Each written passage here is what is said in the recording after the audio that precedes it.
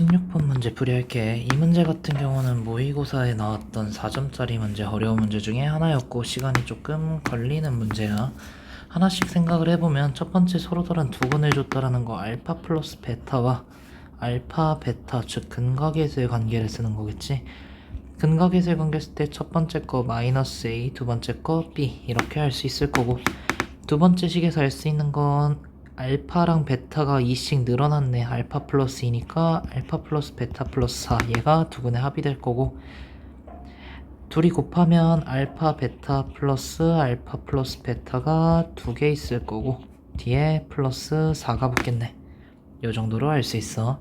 그러면 얘 같은 경우는 마이너스 3a, 얘 같은 경우는 3b가 되겠지. 얘네 둘을 연립하게 되면, 즉 여기다 마이너스 a 넣고 여기다 마이너스 a, 여기다 b를 넣게 되면 a라는 애는 마이너스 2가 나올 거고 b라는 애는 4가 나올 거야. 따라서 알파 플러스 베타라는 애와 알파 베타의 값을 알 수 있겠지. 알파 플러스 베타라는 애는 2가 될 거고 알파 베타는 4가 되겠네. 이걸 이용해서 조건을 먼저 살펴볼 거야. 첫 번째로 있는 거 알파 n제곱 베타 n제곱이 양수다, 즉 0보다 커야 돼 무조건. 다음 두 번째로 나와 있는 거 알파 n제곱 베타 n제곱 더한 게 다음 거보다는 다음 거랑 같아야 된다가 되겠네. 이걸 이용해서 문제를 풀 건데, 자, 알파 제곱 플러스 베타 제곱부터 보자. n이 1대 기준. 얘는 알파 플러스 베타를 제곱한 다음에 2알파 베타만 빼주면 돼. 즉 그냥 4-8 해서 마이너스 4 나올 거야. 지금 보면 양수라고 했는데 양수 아니지. 일단 버리고, 두 번째 알파 세제곱 플러스 베타 세제곱, 내가 세제곱을 구하고 싶으면 알파 플러스 베타에 대해서 접근을 해보면 돼. 얘를 세제곱하면 뒤에 3알파 베타에 알파 플러스 베타가 붙어야 돼. 그렇기 때문에 얘를 제거해주면 된다로 생각을 할 거고, 그럼 얘도 마찬가지 대입을 해주면 2의 세제곱 마이너스 3 곱하기 2 곱하기 4 해주면 마이너스 16 정도 나오겠네. 그 다음에 얘도 아직 음수야. 그럼 4제곱까지 해볼 거야. 4제곱은 어떻게 생각을 할 거냐? 공식이 없잖아. 그래서 우리는 제곱 더하기 제곱을 제곱해주는 형식으로 계산을 할 거야.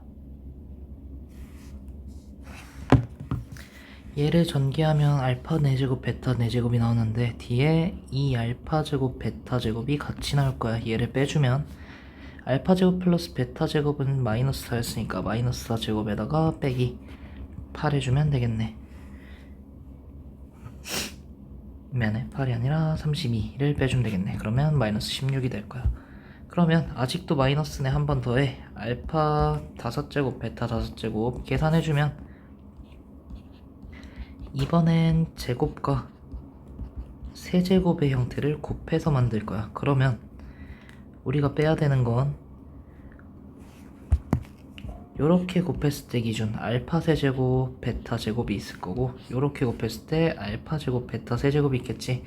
즉 마이너스 알파 제곱 베타 제곱에 알파 플러스 베타 요렇게 빼주면 되겠네.